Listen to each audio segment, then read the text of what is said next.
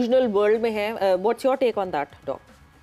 देखिए जी, सबसे पहले तो ऑब्वियसली टेस्ट मैचेस में हमने देखा कि अदर देन जब हमने इंग्लैंड के अगेंस्ट रावलपिंडी में वो पिच जिस किस्म की बनाई थी और मुल्तान में, और जो हमें टेलर मेड थी हमारे स्पिनर्स के लिए, otherwise if I am not mistaken we have lost about 7 test matches out of the 13 या होम पे।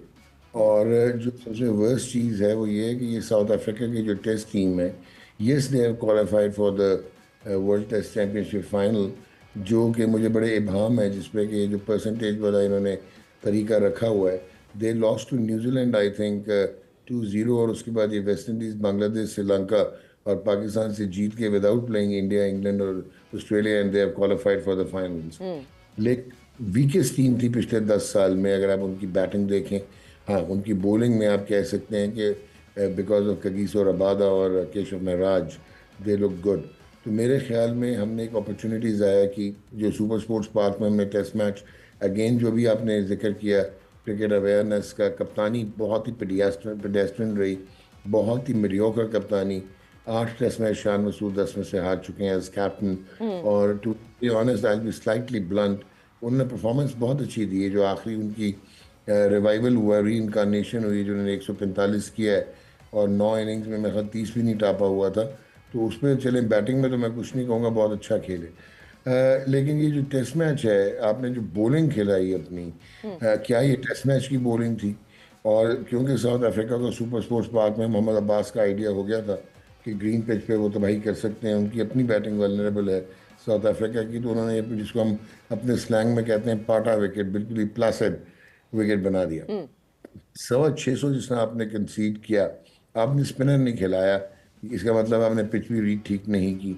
और उन्होंने केशव महराज को खिलाया वो कि वो इंजरी से वापस आ रहे थे, जिसका तस्करा मैं आपको बाद में करूंगा। बड़ा डॉक, मैं सॉरी यहीं पे थोड़ी सी कथा कलामी की माफी, पिच रीड नहीं की। आप बहुत पाकिस्तान क्रिकेट के साथ एसोसिएटेड रहे हैं, किसको आती है हमारे यहाँ पिच रीड करना? कौन, कोई चंद नाम आप मेंशन करेंगे जो पिच बहुत अच्छे तरीके से रीड कर लेते हैं? हाँ, जिनको आती है वो इस वक्त उनका क्रिकेट से कोई खास ताल्लुक नहीं है, एक बासित अली बहुत आला पिच रीड करता था, Javed Miandad iconic pitch reader थे, सलीम मलिक एंड राशिद लतीफ़, ये सारे बाहर हैं, इनका कोई ताल्लुक नहीं है इस वक्त मेन स्ट्रीम क्रिकेट से।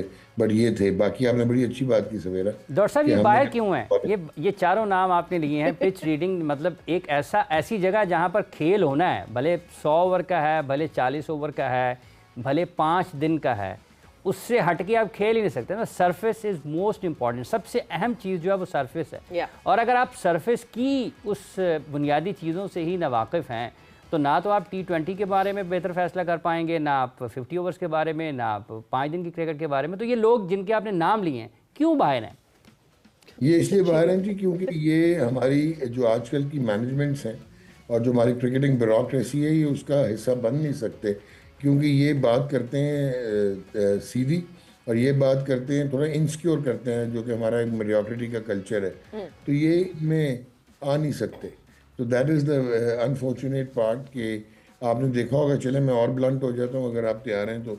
मतलब जिनके पास होटल मैनेजमेंट की डिप्लोमा हो, अगर वो इंटरनेशनल क्रिकेट को रन करेंगे, और जो आपके लॉयर्स हों वो अगर आपके चीफ ऑपरेटिंग ऑफिसर्स होंगे, तो I think that you clearly understand कि कैसा हमारी रिक्वायरमेंट्स हैं और कौन क्रिकेट चला रहा है। और यही वजह है कि अभी जो आप बहुत लोग बात करते रहते हैं कि मॉडर्न क्रिकेट, मॉडर्न क्रिकेट, यार मॉडर्न क्रिकेट का सबसे पहला असूल ये है कि अब जो कट फॉर द रोल और स्पेशलाइज्ड प्रोफेशनल लोग हैं वो उन डिपार्टमेंट्स को रन करें, और फिर ये जो आपके नए मैकेनिकल टूल्स आ गए हैं उनके साथ इंटीग्रेट करें। तो ये इसी वजह से है ना कि आप जिनका काम नहीं है वो क्रिकेट चला रहे हैं, और जिनका काम है क्रिकेट चलाना वो बाहर बैठे हैं। हाँ, तो right man for the right job तो कभी भी नहीं होता पाकिस्तान क्रिकेट में, हम हमेशा यही बात करते हैं। But coming back to the game awareness, और जिस तरह हम इस मैच की बात कर रहे थे, डॉक ऐसा क्या हुआ कल अचानक से खेलते खेलते टी के बाद सलमान अली आगा, रिजवान को अचानक से कुछ उनको लगा कि अब तेज खेलते हैं हम, जबकि अभी वो रिक्वायरमेंट नहीं थी तेज खेलने की। एटलीस्ट कोई 100-150 लगा देते बोर्ड पे, उसके बाद कहते चलो जी अब तेज खेलते हैं। क्या हुआ चाय पीने के बाद अचानक से, ये चाय के बाद जो जोश आया, व्हाई वाज दैट रिक्वायर्ड? नहीं सवेरा, इसको थोड़ा सा आप उसना देखो। एक तो 615 रन जब बोर्ड पे लग जाएं तो वो जितना मर्जी सीधा विकेट था वो आपका हो गया, एक आपका रन्स का प्रेशर होता है। यस। फिर अनफॉर्चुनेटली पहली इनिंग्स में भी मैं कहूँगा कि बाबर आजम गो के उन्होंने 50 किया, और सेकेंडली अगर आप देखें मोहम्मद रिजवान, उन लोगों की जो मेथड ऑफ डिसमिसल थे, जिस तरह वो शॉट खेल के आउट हुए, that did not sync with their experience and requirement जो कि उधर आपको चाहिए थी। एक तो ये बहुत बड़ा इंपॉर्टेंट पार्ट था। सेकेंडली अगर आप देखें साइम अयूब का ना होना, और आपके पास जो है आपको एक मेक शिफ्ट ओपनर बाबर के साथ जाना पड़ा टेस्ट मैचेस में, और ये 145 से पहले शान मसूद का, you will be shock to know कि 73 टेस्ट इनिंग्स में 66 इनिंग्स में वो विकेट के पीछे आउट हुए हैं, एलपीडब्ल्यू बोल्ड, या वो विकेट के पीछे आउट हुए हैं। जिसमें उनकी टेक्निकल फ्लॉज हैं हाई बाउंसी पिचेस में, जो कहते हैं कि आप ये हॉरिजॉन्टल बॉल बहुत अच्छा खेलते हैं, शॉट बहुत अच्छा खेलते हैं। सो आप वेल इक्विप थे नहीं। कमरान गुलाम बहुत ठीक है कि डेब्यू पे 100 किया, बड़े एक्सपीरियंस के साथ आया है, लेकिन again his technique and method is not suited to high bouncy wickets. So आपके बैट्समैन की वो कैलिबर और वो क्वालिटी आपको नज़र नहीं आई। बाबर, अब आपको पता ही है कि बहुत फ़र्क अभी भी लगे, 4 इनिंग में 350 किए, लेकिन eight the end of the day he is not at his best, जो हमें पता है कि जिस तरह वो कर सकते हैं। तो वो जो आप 194 पे आउट हुए, वो आपने कोई प्लानिंग नहीं की हुई थी, इम्पैक्चुअस खेले। आपको पहले फॉलो ऑन को देखना चाहिए था कि यार हम 300 सवा 300 तक लेके जाएंगे। सो आपकी कोई गेम अवेयरनेस नहीं थी, सेविनेस नहीं थी, और उनकी बॉलिंग, मैंने आपको कहा ना कि उनकी bowling was not bad. Marco Jansen and Kagiso Rabada. अच्छा, यहाँ पे आपको एक इम्पॉर्टेंट बात बताऊं कि ब्लंडर हुआ है जो है आपके, वो ठीक है कि 7 सक्सेसिव टेस्ट मैच जीत चुके हैं तांबा बबूमा, लेकिन कप्तानी उनकी बहुत फारिग थी। मतलब ये कप्तानी कमाल थी इस टेस्ट मैच में, दोनों तरफ से, दोनों तरफ से। और उनकी इतनी फारिग थी कि यार 56 ओवर आपने फास्ट बॉलर से करा दिए, 421 की लीड हो गई, आपने फॉलो ऑन क्यों देना है? यहाँ तो कोई वेदर फोरकास्ट होता ना कि बारिश वारिश होनी है। उसमें आपने देखा होगा कि उस इवनिंग में वो बिल्कुल रह गए थे। इवन रबाडा एक वाई थे, थोड़ा जोर लगाने की कोशिश कर रहे थे नए गेंद से। देन केशव महराज जो इंजरी से आए, आपने नोट किया है सवेरा, ये शायद बहुत कम लोगों ने देखा हो कि वो basically is one of the finest slow left arm Orthodox, 200 out होने वाले हैं उनके। कि कल रिलीज स्पीड की जो एवरेज थी that was 76 kilometre per hour, जो कि हैरान कौन है इस पिच पे जहाँ पे आपको जोर से मारना और तेज रिलीज करनी है। सो 18 प्लस होनी चाहिए थी। फिर उनकी जो बाउंस हो रहा था जो पढ़ के, दैट वाज अराउंड 56.54, जो कि 60 से ऊपर होना चाहिए था। और जो पॉइंट ऑफ इम्पैक्ट पे लग रहा था तो वो 52 किलोमीटर पे रह रही थी। डॉक, मेरा ख्याल से बबूमा ने जो है वो 615 के बाद ये सोचा कि हम एक ही दफा बैटिंग करते हैं, जरूरत क्या है फिर से बैटिंग करने की, क्योंकि पाकिस्तान की टीम ने कुछ ज्यादा इंप्रेस तो किया हुआ नहीं था पिछले टेस्ट मैच में। नहीं, लेकिन सवेरा और इमरान देखें, बड़ी सीधी सी बात है कि वो पुराने जमाने में फॉलो ऑन होते थे। आपने देखा होगा कि अब शाहदुल नादिर ही कोई कप्तान फॉलो ऑन देता है। और उसका रीज़न ये है कि अब जो आपका वर्कलोड है आपके बॉलर्स पे, जो 4 ओवरों की क्रिकेट और 10 ओवरों की क्रिकेट और फ्रेंचाइज और लीग क्रिकेट, अब ये उस तरह कोटनी वॉल्श या वसीम अकरम या वकार यूनस और ये उस तरह के गर्टली एम्ब्रोज की तरह लंबे गेंद नहीं कर सकते।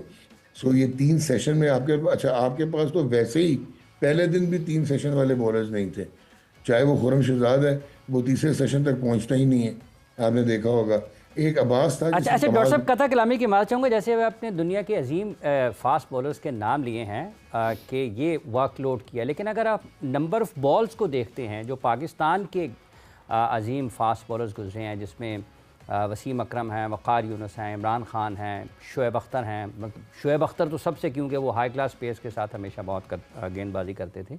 अगर हम इंटरनेशनल क्रिकेट में उनके नंबर ऑफ़ बॉल्स को देखते हैं तो वो तो इन क्रिकेटर से तो बहुत बेहतर नज़र आते हैं कि जितने बॉल्स उन्होंने किए हैं।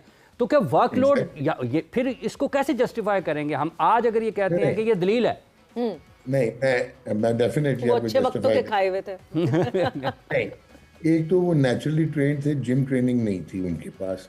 वो लोग वेस्ट इंडियन जो हैं वो अपना करते थे, जो अपनी ट्रेनिंग बेसिकली करते थे वो बेसिकली रनिंग पे करते थे, बीचेस पे करते थे। तो वो कस्टम थे, जैसा सवेरा ने कहा कि वो ट्रेंड और तरह थे। और वो क्रिकेटिंग ट्रेनिंग थी उनकी, क्रिकेट की बॉलिंग ट्रेनिंग होती थी बेसिकली, हाई ऑन एंड्योरेंस होते थे। ये जो आप जिम ट्रेनिंग्स आ गई, उसके बाद सर्फेसेस जो है वो मुख्तलिफ सर्फेसेस पे बहुत जल्दी ये अपने आप को खेल रहे होते हैं, ट्रांजिशनिंग हो रही होती है। तीसरा जो वर्स्ट चीज़ है वो ये है कि ये 4 ओवर के बॉलर बन चुके हैं। इनका माइंडसेट जो है वो T20 क्रिकेट तक महदूद रह गया, और लेंथ इनकी जो है that is not as good as, जो कि टेस्ट क्रिकेट की लेंथ बहुत फ़र्क होती है, बहुत आगे से आपको बॉलिंग करनी पड़ती है। नसीम शाह में किसी चीज़ की कमी नहीं है, सिर्फ उनकी लेंथ जो है वो आधा इंच आगे होनी है, and he can be a devastating 5 day cricket bowler. लेकिन अनफॉर्चुनेटली क्योंकि वो T20 क्रिकेट को प्रेफर करते हैं और बहुत सारी स्विचिंग हो रही होती है, switch on and switch off, तो वो डेवलप नहीं हो पाए। फिर आपके पास कोई एक्सप्रेस फास्ट बॉलर नहीं था। टेस्ट मैच आप 140 के फास्ट बॉलर के बगैर नहीं खेल सकते आजकल के इंटरनेशनल क्रिकेट, या कभी भी। सो आपने जिन बॉलर्स के नाम लिए वो सारे 140 प्लस थे, including Wasim Akram.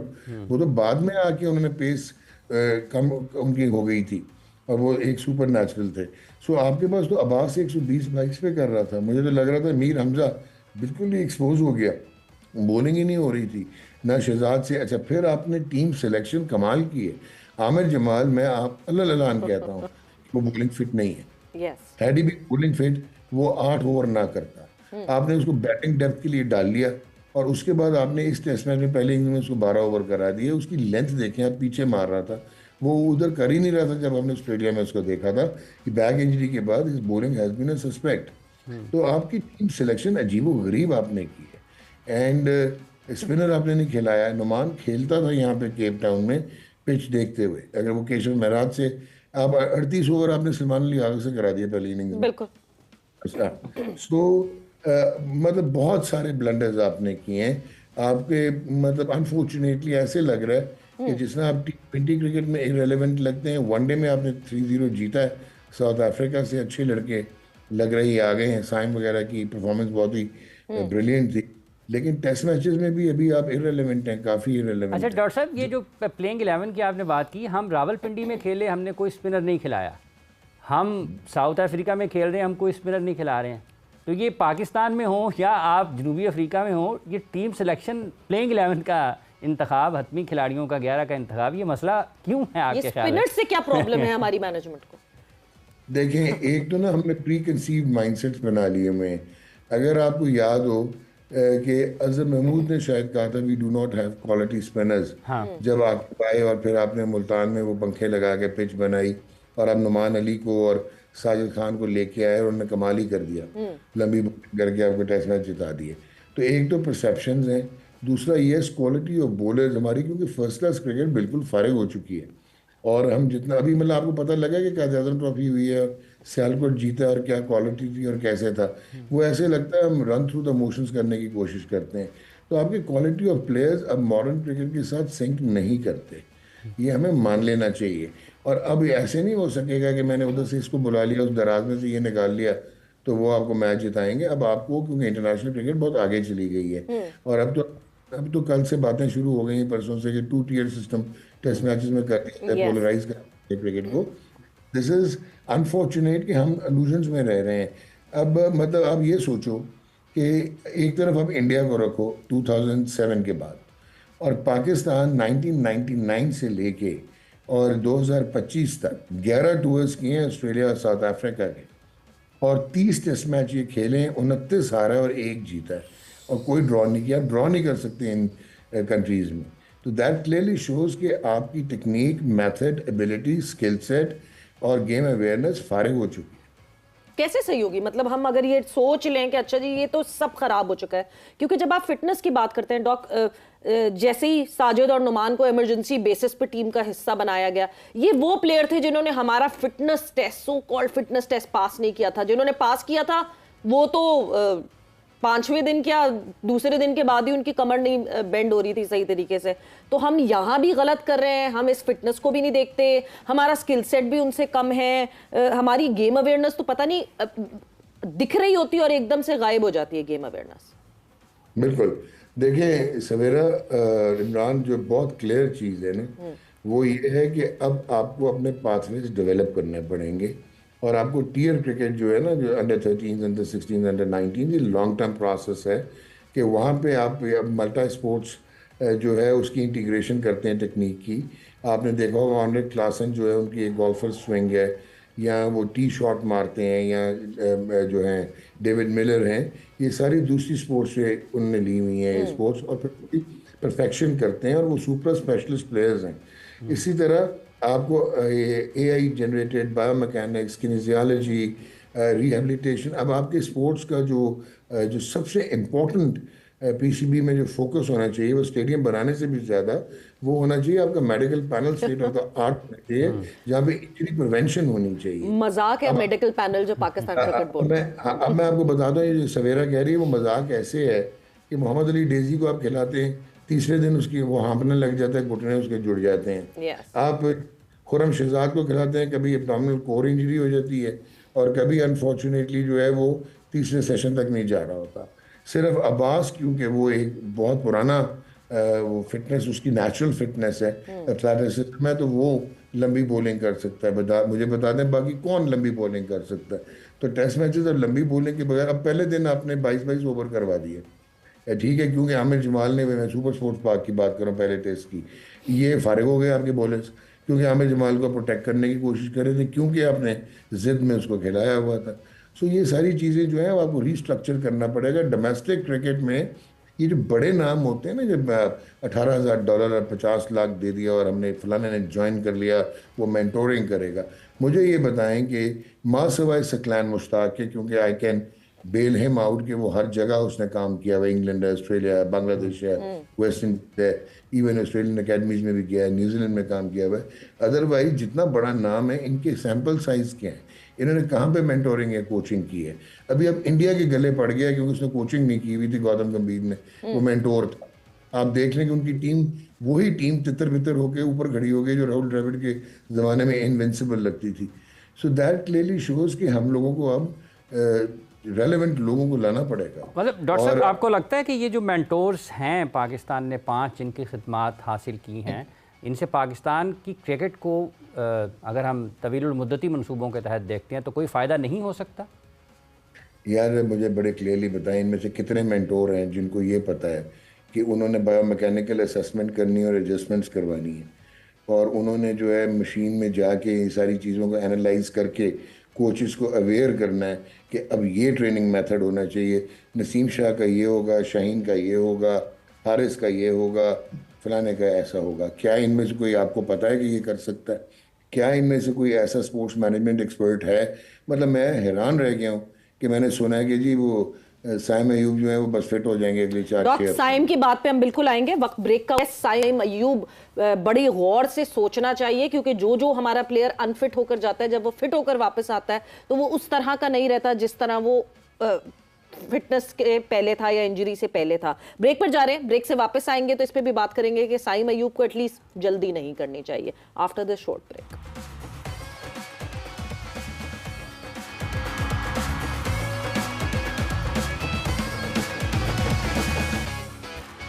And welcome back to जोर का जोड़, in conversation with doctor Numan Niaz. और Pakistan versus South Africa, South Africa versus Pakistan के हवाले से हमारी डिस्कशन हुई, बट उस पूरे टाइम फ्रेम में एक बहुत बड़ा लॉस, हाँ सीरीज तो हमारे ये लॉस जरूर हुआ, मगर एक बहुत बड़ा loss, that is Saim Ayub. Saim Ayub की इंजरी के हवाले से डॉक आपकी तरफ वापस आएंगे। और साइम अयूब की इंजरी जिस तरह अभी इस वक्त बताई जा रही है, officially it is set to be 6 weeks और 6 वीक, मगर कल उनके डॉक्टर से मुलाकात होगी और उसके बाद एक फाइनल कंफर्मेशन आएगी।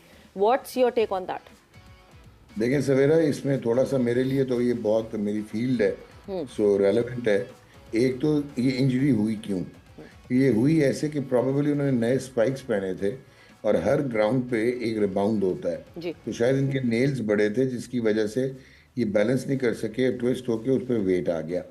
अच्छा, अब आपने जब एंकल इंजरी की बात की, ये 6 हफ्ते तो मुझे समझ नहीं आ रहा कि शायद गला ख़राब है या फ्लू है तो एंटीबायोटिक दे के ये ठीक कर लेंगे, क्योंकि 2 किस्म की इंजरीज तो बहुत किस्म की होती हैं, जिसमें लिगामेंट होता है, जिसमें बोन इन्वॉल्व हो, अगर फ्रैक्चर हो वो होता है, टेंडन इन्वॉल्व हो वो होता है। एंकल एक मोबाइल और हाइपर मोबाइल जॉइंट है जिस पे आपको ये समझने की ज़रूरत है कि आपका जो बॉडी वेट होता है उसका 4 to 6 टाइम्स नी लेता है, यानी 4 टाइम्स अगर आप चल रहे हो, 6 टाइम्स अगर आप एलिवेशन पे जा रहे हो और 10 टाइम्स अगर आप भाग रहे हो तो बॉडी वेट नीज पे डिस्ट्रीब्यूट होता है और वो इक्वली दोनों एंकल्स जो हैं वो फिर आपको बैलेंस करते हैं और वेट डिस्ट्रीब्यूशन करते हैं। और ये बहुत ही टैलेंटेड और बहुत ही ब्रिलियंट किस्म का बैट्समैन है, यंग है, एस्टैब्लिश हो चुका है, इसका फ्यूचर है। और ये पाकिस्तान का नहीं बल्कि ये एक बहुत अच्छा क्रिकेटर, बहुत ऊंचा क्रिकेटर बन सकता है। So at the end of the day, अभी पहले तो मुझे जो खबर है वो ये है कि इनका एंकल शायद फ्रैक्चर है। और अगर फ्रैक्चर है तो इसमें पहले तो आपकी उस वक्त एक्यूट मैनेजमेंट होती है, वो जो आपने देख लिया उनको, वो उन्होंने कास्ट कर दिया था और इमोबिलाइज कर दिया था, पेन मैनेजमेंट होती है। फिर उसके बाद आप इनके स्कैन्स करके एग्जैक्ट डायग्नोसिस करते हैं, क्योंकि ये बड़ा कॉम्प्लेक्स जॉइंट होता है। क्योंकि इसमें लिगामेंट्स जो हैं वो ऐसे होते हैं जैसे इलास्टिक नहीं होता, तो उसने बोन्स जोड़ा होता है क्योंकि इसकी मूवमेंट्स इसमें हर एंगल पे, हर एक्यूट एंगल पे होनी होती हैं, मूवमेंट्स होनी होती हैं। फिर इसके बाद रिहेबिलिटेशन की जो फेज आती है, अगर फ्रैक्चर है सर्जिकल इंटरवेंशन होनी है या नहीं होनी सर्जरी। उसके बावजूद आपकी फेज 1 एक्यूट फेज होती है जिसको 6 हफ्ते लगते हैं। उसके बाद आपकी अर्ली रिहेबिलिटेशन होती है, 6 से 12 हफ्ते की होती है वो, ठीक है जी। और उसके बाद आपकी जो फेज 3 होती है स्ट्रेंथनिंग एंड फंक्शनल रिहेबिलिटेशन, वो 3 से 6 माह की होती है। और फिर आप रेजिस्टेंस एक्सरसाइजेस करते हैं, रिटर्न टू कंपेटिटिव प्ले होते हैं 6 से 9 माह में, 6 to 9 months अगर एंकल फ्रैक्चर हो। मतलब हमने तो पहले हफ्ते की कहानी सिर्फ सुना दी कि 6 हफ्ते बस। और अगर ये क्रॉनिक हो, हाँ, और इसकी वजह ये है कि अगर आप जल्दी लेके आ जाएंगे इनको, और अगर ये क्रॉनिक इंजरी हो गई तो आप इनका करियर जियोपर्टाइज कर देंगे। शाहिनशाह अफरीदी के नी का एग्जांपल आपके सामने है कि उनकी बॉलिंग डायनामिक्स और एक्शन ही चेंज हो गया बिकॉज उनकी रिहेबिलिटेशन ठीक नहीं थी। अच्छा, अगर ये सिर्फ फ्रैक्चर नहीं है और एंकल ट्विस्ट या लिगामेंट इंजरी है तो 6 से मतलब पहले 2 हफ्ते में तो आप रिहेबिलिटेशन स्टार्ट करते हैं। फिर सब एक्यूट फेज होती है जो कि 2 से 6 हफ्ते की होती है, ठीक है। उसमें आपके ये आप रिस्टोर करते हैं मूवमेंट्स को, वेट बेयरिंग शुरू करते हैं, स्ट्रेंथनिंग शुरू करते हैं। फिर फेज 3 होती है functional rehabilitation, enhancing the strength, जो 6 से 10 हफ्ते की होती है। ये हम बात करें कि सिर्फ लिगामेंट इंजर्ड हो। और फेज 4 होती है एडवांस रिहेबिलिटेशन, जो 10 से 12 हफ्ते की होती है। तो इसमें भी सॉरी 3 महीने लग जाएंगे और रिटर्न टू प्ले 12 से 16 हफ्ते होता है। तो डॉक्टर साहब एक और बात है कि जैसे ये सारी आपने उसके मुख्तलिफ मराहल बताए हैं कि अगर ये हो तो इस तरह, अगर हमें ग्रेड 2 है, ग्रेड 3 है, तो इतना इतना वक्त वो खेल के मैदानों से दूर रह सकते हैं। लेकिन वो गए हैं इंग्लैंड। क्या आपके ख्याल में पाकिस्तान में ऐसी कोई सहूलत मौजूद नहीं है? 24 करोड़ का मुल्क है पाकिस्तान की, 1952 से 2025 तक की क्रिकेट की हिस्ट्री है। यहाँ पर दुनिया के बड़े बड़े फास्ट बॉलर्स, बैटर्स अनफिट हुए, फिट हुए, इंटरनेशनल क्रिकेट खेली। तो आज क्या पाकिस्तान के पास ये भी चीज़ें हमें बाहर से इंपोर्ट करना पड़ेंगी और अपने खिलाड़ी एक्सपोर्ट करना पड़ेंगे? वहाँ पर दरामदात और बरामदात का मामला है। आपने इतनी खूबसूरत बात की है, यही मैं चीख के गला ख़राब हो गया मेरा, कि आपके पास शायद orthopaedic surgeon one of the finest होंगे दुनिया में जो कि पाकिस्तान में मौजूद हैं, ठीक है। लेकिन जब स्पोर्ट्स रिहेबिलिटेशन और स्पोर्ट्स मैनेजमेंट की बात आती है तो वहाँ पे आपके पास कुछ नहीं है, क्योंकि आपने कोई बनाया ही नहीं हुआ। ये जो पाकिस्तान क्रिकेट बोर्ड एक वाइट एलिफेंट है जहाँ पे डिप्लोमा होल्डर्स जो हैं वो आपका मेडिकल पैनल चलाते हैं, वेयरएज फिजियोलॉजिस्ट होना चाहिए, रिहेबिलिटेशनिस्ट जो हैं वो डिफरेंट काइंड के होते हैं, स्पोर्ट्स मेडिकल स्पेशलिस्ट होते हैं, इंटीग्रेटेड टीम्स होती हैं मल्टी डिसिप्लिनरी जो कि ऑर्थोपेडिक के साथ चल रही होती हैं। तो इस वजह से आपने उसको इंग्लैंड भेजा है और शायद बेहतर किया है, क्योंकि यहाँ पे आपके पास ये वाली रिहेबिलिटेशन वाली फैसिलिटी आपने देख लिया कि आपके प्लेयर्स के साथ क्या होता है। अभी तक तो बेहतर किया है कि इंग्लैंड भेजा है, मगर कितनी जल्दी वापस घसीटने की कोशिश की जाएगी या वापस सिस्टम में लाने की कोशिश की जाएगी? क्योंकि आपने जिस तरह शाहीन का कहा, शाहीन का सबसे बड़ा प्रॉब्लम ही ये था कि उनको वर्ल्ड T20 के लिए, T20 वर्ल्ड कप के लिए इतनी जल्दी पुश किया दैट ऑलमोस्ट 70% फिट शाहीन को खिला के, और उसके बाद से शाहीन अभी तक अपने रिदम को वापस लाने की कोशिश कर रहे हैं। हमारे पास बहुत सारी, हाँ जी, आपने भी रिदम की बात की, इसमें मैं ऐड कर दूं, शाहीन का केस ऑफ सेल्फ इन्फेक्शन बन गया कि वो अपने नी को थोड़ा बाहर निकालता है, उसकी अंदर आने वाली गेंद जो है वो ख़त्म हो गई, क्योंकि उसने नी को प्रोटेक्ट करने के चक्कर में, वेट बेयरिंग के चक्कर में, और उसने हाइपरट्रॉफाइल कर लिया अपने आर्म्स को, क्योंकि उसकी लेग्स लंबी हैं, वो बैलेंस नहीं है। तो उसकी लीवर को सपोर्ट करने की कोशिश करता है, तो वो पॉइंट ऑफ इम्पैक्ट पे जिस वक्त उसका फुट प्लांट होता है, उसकी बॉडी जो है वो एंगल्ड होती है, जिसकी वजह से गेंद अंदर नहीं आता, रिस्ट लॉकिंग उस तरह नहीं होती। तो ये फर्क आते हैं जब आप प्रॉपरली रिहेबिलिटेट ना हो। नो बट तो ये तो एक चीज मैं जरूर जानना चाहती हूँ, हम रिहैबिलिटेशन से समझते हैं कि just physical and medical rehab होता है, बट साथ साथ जो मेंटल रिहैब है, आपको लगता है कि वहां भी कोताही हो गई? शाहीन डरते हैं अपनी उस घुटने पे अब वजन देते हुए? देखें, एक तो अनफॉर्चुनेटली जिस तरह के हमारे इनसिक्योर सिस्टम्स हैं कि शाहीन या बाबर या कोई भी सिक्योर नहीं होती उसकी पोजीशन, रिगार्डलेस वो कितना बड़ा जॉइंट क्यों ना हो, क्योंकि हमारे यहाँ अदर देन मेरिट बहुत कुछ और भी चल रहा होता है, जहाँ पे हमने प्लेयर पावर को कैसे तोड़ना है, मैनेजमेंट ने कैसे करना है। हाँ, सो अनफॉर्चुनेटली एक तो वो प्रेशर, फिर आपने कांस्टेंट जो खेलने का एक प्रेशर है वो साइकोलॉजिकल, आपके ये स्पोर्ट्स साइकोलॉजिस्ट क्यों होते हैं? मतलब one fine morning Michael Clarke उठता है और कहता है मैं नहीं यार, बस दैट्स इट, अब मैं नहीं खेलूँ। कुमार संगकारा कहता है नहीं यार, अब मैं थक गया, मैं नहीं खेलूँगा। ब्रायन लारा कहता है मेरा दिल नहीं लग रहा। ये क्या है? ये फिनोमिनल मॉड्यूल्स हैं जहाँ पे मेंटली सैचुरेट हो जाते हैं। अभी विराट कोहली जैसा बंदा, उसकी आप हालत देखें कि वो 8 में से 7 दफ़ा स्लिप और कॉट बिहाइंड हो गया, और वो टेक्निकल अपना ही उसका जो बेस्ट स्टांस होता था डायनामिक और स्टैटिक बैलेंस का, वो ख़त्म करके उसने बैट एक्टिवेट किया हुआ है और वो खेलने चले जाता है और वो स्लिप मार देता है। Virat Kohli an icon, so that is his internal problem, not the external problem, that's here. यही बाबर के साथ हुआ कि वही बाबर आजम था ना जो ऐसे फ्लैम्बॉयंटली खेलता था। जब एक्सटर्नल फोकस हटा, internal problem not the external problem. और ये इंटरनल प्रॉब्लम क्या करती है, जब आप डीफोकस होते हैं तो आपका हैंड आई कोऑर्डिनेशन आपका जो है वो सही नहीं रहता, और जिसकी वजह से आप फिर टेक्निकल ब्रीचेस आना शुरू हो जाते हैं आप में, जो कि आपके नहीं होते। तो ये चीज़ें सारी आई होप के साइन को ख़राब ना करें। ये 6 हफ्ते की कहानी नहीं है, ये लंबी कहानी है। अच्छा डॉक्टर साहब, जब हम शुरू में जिक्र कर रहे थे शान मसूद की कप्तानी का, और जब उनका सेंट्रल कॉन्ट्रैक्ट का ऐलान किया पाकिस्तान क्रिकेट बोर्ड ने, तो आगे लिख दिया गया कि अगर ये कप्तान होंगे तो पाकिस्तान टीम के सेंट्रल कॉन्ट्रैक्ट का हिस्सा रहेंगे। आपको लगता है कि ये 145 रन की इनिंग्स ने उन्हें कुछ एक उनके लिए उनकी ज़ाती हैसियत में ताज़ा हवा का झोंका साबित हुई है, या फिर उनके अंधेरे हैं आगे वेस्ट इंडीज़ की सीरीज़ के लिए? आप दोनों बहुत शरारती हैं, आप ऐसे ऐसे सवाल करते हैं ना। एक तो हम 100% श्योर कि वो जो लिस्ट आई थी ना, वो उनकी इंटरनल लिस्ट थी जो कि पब्लिक नहीं होनी थी, वो जो सेंट्रल कॉन्ट्रैक्ट की, क्योंकि नुमान के आगे भी लिखा हुआ था सब्जेक्ट टू फिटनेस, इसके आगे लिखा हुआ था सब्जेक्ट टू कैप्टनसी। अच्छा, अब इंटरेस्टिंग चीज़ ये है कि मैं समझता हूँ कि सेकेंड इनिंग्स में जो 205 की पार्टनरशिप हुई और बुनियाद हिली आपकी, आप बहुत स्ट्रांग हो गए थे और 478 सेकेंड इनिंग में करना बड़ी बात है। वहाँ पे बाबर ने बड़ा इररिस्पॉन्सिबल शॉट खेल के आउट हुआ। वाई? इतनी फ्लैट पिच थी, ना गेंद सीम हो रहा था, ना स्विंग हो रहा था, ना महराज से गेंद गिर रहा था। और वहाँ पे जैसे बैट्समैन को 81 नहीं 181 करना चाहिए था, और रिस्पॉन्सिबिलिटी टाइम गुजार के अगले दिन आता। शान को बेनिफिट हुआ, लो बाउंस था, और जहाँ पे ना गेंद हिला ना कुछ, उसने रन किए हैं, he is back in form. But Shan Masood as a test match batsman and Shan Masood as a test match captain, वो different चीज़ें हैं। Shan is a failed captain. Let us be very very clear.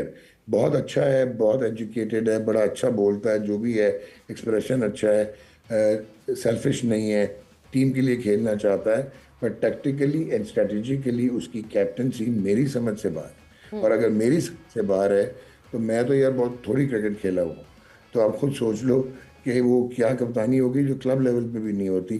So I personally feel कप्तानी से हटना जो है वो शायद अब ज़रूरी हो जाएगा। 10 में से 8 टेस्ट मैच अगर आप हार चुके हैं और आप एक्सपोज हो चुके हैं as a captain, but as a batsman शायद उनको आप एक लाइफ लाइन दे दें, क्योंकि अब साइन हो गया और लेट्स सी। अच्छा डॉक्टर साहब, एक और बड़ी ये अफसोसनाक है, दिलचस्प तो नहीं है, क्योंकि जब हम बात कप्तानी के हवाले से करते हैं, यही वो बातें थी कि बर वक्त फैसले नहीं करते, गेंदबाजों का अच्छा इस्तेमाल नहीं करते, फील्डर्स आपने अच्छे लगाए नहीं होते हैं। ये इससे पहले बाबर के बारे में भी होती रही हैं, रिजवान के बारे में भी इस दौरे पे ऑस्ट्रेलिया से लेकर साउथ अफ्रीका, जिम्बाब्वे, उनके बारे में भी हुई हैं। तो ये किस चीज़ की कमी है पाकिस्तान के खिलाड़ियों में जो कप्तानी करते हैं कि इनको पता ही नहीं चलता? देखिए, एक चीज़ तो मैं क्लियर कर दूं, आपने 3 नाम लिए, उनमें रिजवान इज़ द बेस्ट इस वक्त। इन 3 नामों में मैं कह रहा हूँ, ये नहीं मैं कह रहा कि पाकिस्तान में कहीं बेस्ट हो गया। आपका प्रॉब्लम ये है कि आप बाबर आजम का कोई एक्सपीरियंस नहीं था, इवन क्लब लेवल की कप्तानी का। अंडर 19 किया हुआ था शायद पाकिस्तान अंडर 19, आपने उसको क्रॉस ऑल 3 फॉर्मेट्स कप्तान बना दिया, नंबर 1। सो आप अप्रेंटिस नहीं डेवलप करते, आप डोमेस्टिक टीम्स में कप्तान डेवलप नहीं करते, आप रिस्पॉन्सिबिलिटी नहीं देते, आप गेम अवेयरनेस उनकी स्किल सेट को के अलावा गेम अवेयरनेस को डेवलप नहीं करते। So that is important and integral. आप देखोगे कि जो माइकल एथर्टन था वो अंडर 19 में फ्यूचर इंग्लैंड कैप्टन था, जो केन विलियमसन था वो अंडर 19 में कप्तान था कि वो फ्यूचर न्यूजीलैंड कैप्टन होएगा, क्योंकि वो डेवलप करते हैं कप्तानों को। कप्तानी एक स्पेशलाइज्ड जॉब है, उसमें 2 हिस्से होते हैं, एक लीडरशिप होती है जिसमें एडमिनिस्ट्रेशन और मैन मैनेजमेंट आती है, और एक टेक्निकल और स्ट्रैटेजिक जो है वो अवेयरनेस होती है। सो आपने कप्तान डेवलप नहीं किए, इन तीनों में रिजवान बेहतर है, ये बाकी दोनों फारे हैं। मुझे लगता है जो डेवलपमेंट का काम था ये सरफराज तक हुआ, और उसके बाद फिर हम भूल गए कि हमें कैप्टन्स को डेवलप भी करना होता है। जैसे हमने चैंपियंस कप T20 में देखा कि कैप्टन कर रहे हैं Iftikhar Ahmed for a T20 side, captain कर रहे हैं Imam ul Haq for a T20 side, captain कर रहे हैं उमर अमीन फॉर अ T20 साइड, जिनका आगे हमें पाकिस्तान में T20 में फ्यूचर भी नहीं दिखता। But doc, coming back to that discussion, obviously Shan on paper press conferences में इतनी गेम अवेयरनेस दिखाते हैं, जो game awareness as a captain field पे नहीं दिखती। बट साइम अयूब, यस, साइम अयूब की जो अब मौजूदगी नहीं होगी, अदम मौजूदगी में चैंपियंस ट्रॉफी एक इवेंट जो कि हमारी घर, और जिस तरह साइम अयूब ने ओपनिंग पे स्पार्क दिखाया था, जिस तरह बैटिंग की थी, who would be your next choice for the ODI format? देखिए ये बहुत बड़ा सेटबैक है सब का ना होना। Not only that he was in the runs, his attitude, and he's probably the only one जो modern cricket खेल रहा है। True. और जिसमें एक सेल्फ बिलीफ है। I think Fakhar Zaman has to come, और शायद बाबर को ओपन करना पड़ेगा विद फ़खर ज़मान। अब्दुल्ला शफीक को अभी बहुत मैं ये कहूँ कि वनडेज और T20 से तो बहुत दूर रखें, क्योंकि इस confidence is at the lowest एब। लेकिन शायद हम ये सोचेंगे नहीं, क्योंकि हमने ये जो शाहीन की अनाउंसमेंट की है उसमें इमाम को कप्तान कर दिया कि इमाम को ले आएंगे अगर अवेलेबल नहीं है, sign for the 2 test matches against West Indies. But I